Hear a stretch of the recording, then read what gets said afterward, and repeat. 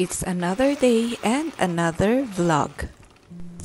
Hello everyone! Welcome to Trisha and Mylene's Busy Kitchen. At dahil nabitin nga ako sa ginawa nating macaroni salad ay ayan, gumawa uli ako ng panibagong batch. Eto nga rin pala yung mga niluto namin doon sa grocery haul na pinakita ko sa inyo kahapon. Ayan nga, pinapanood ko pa lang, nagke-crave na naman uli ako ng macaroni salad. For sure, yan na naman ang kakainin ko maghapon today. Perfect talaga to for snacking and habang nagtatagal siya, mas lalo pa siyang sumasarap.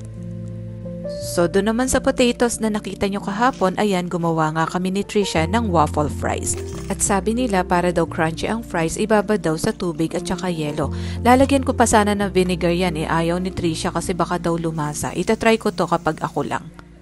Baka kasi hindi kainin kaya mahirap na mag-experiment. At ayan nga, after namin lutuin yung fries ay ipinartner namin doon sa fried chicken na niluto naman ni Daddy kaninang umaga.